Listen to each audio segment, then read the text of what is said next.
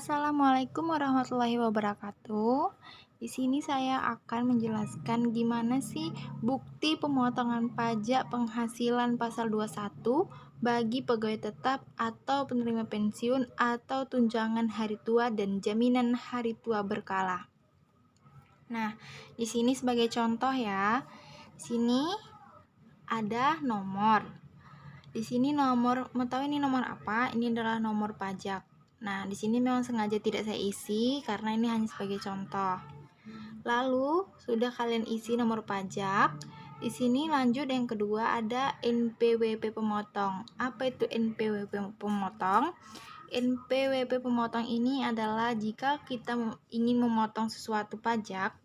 Nah, nanti di situ tercantum NPWP si pemotong. Lalu di sini ada nama pemotong. Nah, nanti sama seperti yang pertama tadi, nanti di sini tercantum nama si pemotong, misalnya PT apa gitu kan. Nah, lanjut yang kedua, ini A, identitas penerima penghasilan yang dipotong. Nah, ini sebenarnya di sini termasuk seperti data-data sih, biodata gitu. Ini sengaja nggak saya isi juga karena ini hanya nama-nama seperti biasa. Nanti kalian bisa isi ya, ini hanya sebagai contoh. Ini NPWP ya, ini identitas penerima penghasilan yang dipotong. Nanti ini adalah identitas kita karena kita kan yang udah dipotong. Nah, nanti kalian masukkan ya NPWP kalian. Terus di sini ada nama kalian, alamat, jenis kelamin, status jumlah tanggungan keluarga, nama jabatan, karyawan asing, dan 9 kode negara. Nah, kalau misalnya menurut kalian di antara identitas ini ada yang perlu tidak diisi, ya nggak apa-apa, nggak usah diisi semua. Yang menurut kalian penting-penting aja ya. Lalu next.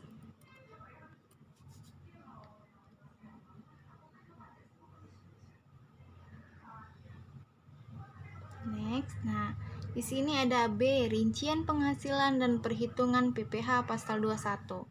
Nah, di sini nih yang intinya. Di sini saya mengambil contoh karyawan tetap. Karyawan tetap itu saya ambil seperti kayak gaji di atas 3 juta, 3 juta ke atas atau 5 juta gitu ya. Nah, di sini yang pertama penghasilan bruto. Nah, di sini nih yang intinya. Di sini saya mengambil contoh karyawan tetap. Karyawan tetap itu saya ambil seperti kayak gaji di atas 3 juta, 3 juta ke atas atau 5 juta gitu ya. Nah, di sini yang pertama penghasilan bruto. 1. Gaji atau pensiun atau THT. Gaji pensiun ya guys. Kalau misalnya dia pensiun itu mendapatkan berapa gitu. Nah, di sini saya kasih contoh 75 juta. Yang kedua, tunjangan PPh. Karena dia tidak mempunyai tunjangan PPh, jadi saya kasih tanda 0 aja. Artinya itu kosong ya. Yang ketiga, tunjangan lainnya, uang lembur dan sebagainya. Nah, karena gajinya itu di atas 3 juta sampai 5 juta, jadi saya kasih tunjangan lainnya uang lembur itu sebesar 3 juta per bulan. 4. Honorium dan imbalan lainnya sejenisnya. Nah, karena dia tidak mempunyai, si karyawan ini tidak mempunyai imbalan lainnya, jadi saya kasih 0 aja, dikosongkan ya guys. Yang kelima, premi asuransi yang dibayar pemberi kerja. Nah, itu juga tidak ada, jadi tidak perlu diisi, kita kosongkan saja. Yang keenam, penerimaan dalam bentuk natura dan kenikmatan lainnya yang dikenakan pemotong PPh pasal 21. Nah, karena dari PT tersebut tidak memasang itu, jadi saya juga tidak mengisinya ya. Jadi kita kosongkan saja. Yang ketujuh, tantiem bonus gratifikasi jasa produksi dan THR. Nah, ini berupa THR guys. THR seperti bonus gitu kan. Nah, di sini saya kasih 25 juta.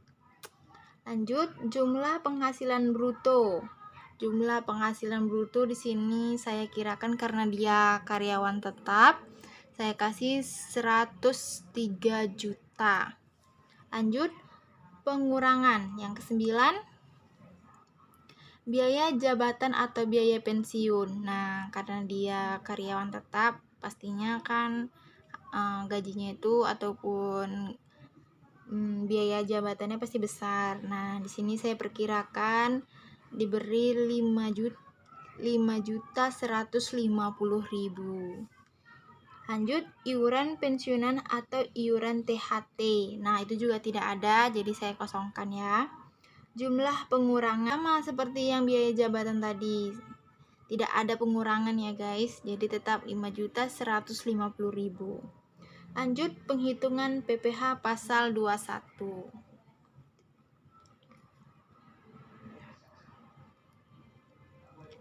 Nah, sini jumlah penghasilan neto. Jumlah penghasilan itu saya berikan contoh 97.850.000. Penghasilan neto masa sebelumnya kerja tidak ada ya kan, jadi saya kosongkan. Lanjut, jumlah penghasilan neto untuk perhitungan PPh pasal 21 setahun atau disetahunkan.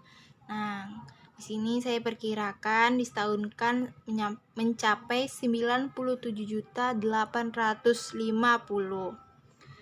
Lanjut, penghasilan tidak kena pajak. Penghasilan kena tidak pajak saya berikan contoh 30.375.000. Lanjut, penghasilan kena pajak setahun atau disetahunkan. Di sini saya beri 67.175.000. Lanjut, PPh pasal 21 di atas penghasilan kena pajak setahun atau disetahunkan. Nah, saya beri 5.121.250.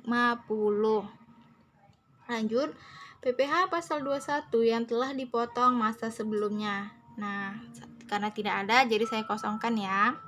Lanjut, PPh pasal 21 terutang. Karena dia tidak mempunyai utang, jadi saya beri 5.121.250. Terakhir, PPh pasal 21 dan PPh pasal 26 yang telah dipotong dan dilunasi. Tidak ada ya guys. Jadi saya beri 5.121.250. Nah, ini hanya sebagai contoh ya teman-teman. Jadi kalau misalnya nanti kalian ada yang kurang paham, saya minta izin. Sampai di sini dulu penjelasan dari saya. Kalau ada kurang, saya minta maaf. Assalamualaikum warahmatullahi wabarakatuh.